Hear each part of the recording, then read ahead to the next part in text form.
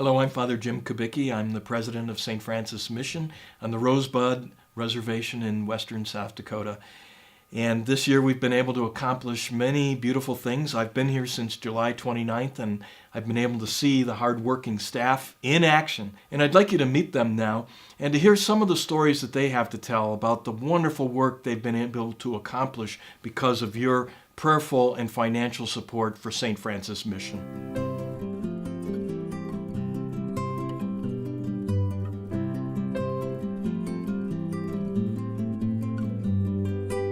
Well, the big thing at the end of last school year was that at the end of the year, our kids, we began last year with the kids with only a very few that were slightly above grade level. Almost all of them were were actually below grade level. Most of them were below grade level. Even the kindergartners who've been through Head Start, they come in and they're below grade level already. They don't even know what they need to know starting kindergarten. We test 3 times a year, in the fall, the winter, and the spring, and by the end of the year, almost all of our kids, with the exception of a couple kids with special needs, special educational needs, were either on or above grade level, most of them above. So that was a very great year for us academically, and it's primarily, I think, on the basis of that academic success that we had such a good turnout of people wanting to have their kids in the school this year. So we figured we could have 40 children in the space that we have over there in those 2 buildings. That's what we went for, but we had more than that, more than enough applicants. We actually had a wait list for the first time in the history of the school. And people have, over the summer and even this fall, as school has begun again, have continued to try to get their children into the school. So we have applications almost every week. We've had somebody file an application. But we don't have any more room, and we need more teachers. So that's the big pressing need of the school, which is worth thinking about, is that we're looking now at a plan to move the school over here into the admin building where there's a lot of unused space, and we have a plan to begin doing that. The most expensive part of that will be putting in bathrooms and the kitchen, but we'll have next year we'll need 4 classrooms and an additional teacher because we plan to grow the school by 12 to 15 kids every year. And we'll have the space here to continue growing up to probably of a school of about 100, over 100 children. I think that's probably what our base, the rest is not that big, at least in terms of numbers, can handle here. That's what we're going, and it's pretty exciting. Everybody's pretty excited about thinking about the future. You know, the school kind of crept along for a few years, and now it's really beginning to flourish. Well, they did do a comparison. We didn't. Somebody on the res in the Department of Education, maybe for the state even, did a comparison of the academic achievement of our students versus the children in the same grade levels at both Todd County and St. Francis School. And we were had almost twice the achievement of those schools. The last year with the situation that we had, being very unique, it was not ideal to have 2nd through 7th grade sitting in one classroom. So that was a challenge that we had. The space that we were in was another challenge. But considering the situation and the outcome of the test scores that we got was a huge win for us. I think with the smaller classroom sizes, we really are proving that works for kids and that's what they need. So that was a huge win.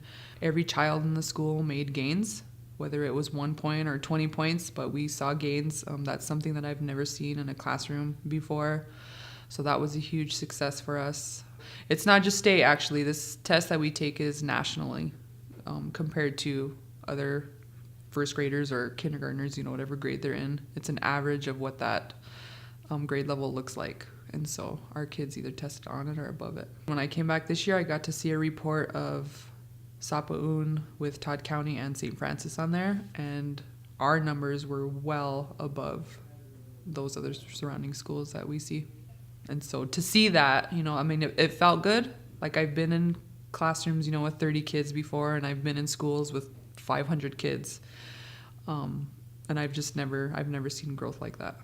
It actually means a lot. It hits home for me. Coming over to the mission was a hard move for me anyway. just because I feel like my heart was in mission, with my kids at my old school.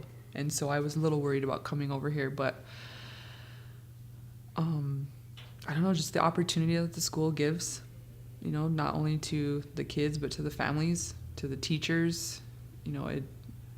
Sapa Un really opens up a lot for us to be able to do with kids.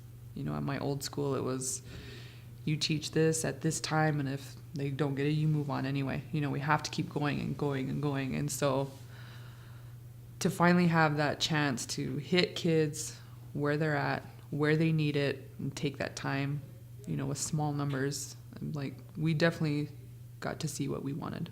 And that this is my third year here, and the first year I was here, we had no data to go off of.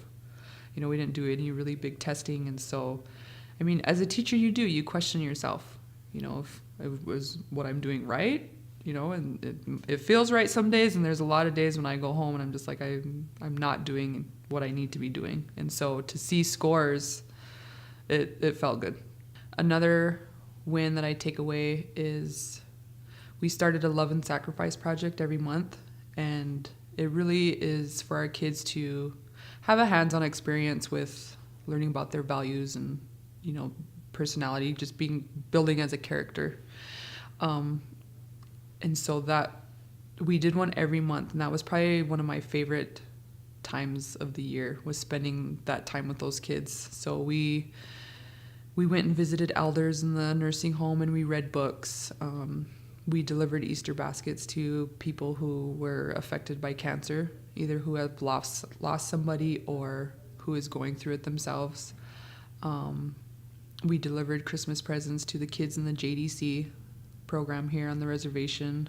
And that was our very first one, and that one really hit home for the kids. They came back in tears and had a lot of questions, and so I feel like I knew in that moment that we had to continue that kind of thing for the kids. And it's not just about talking about it, but it's about getting them out and actually getting that hands-on experience, and seeing people that go through that stuff, and just seeing the smiles that we can put on people's faces with small things. I think kids forget about that.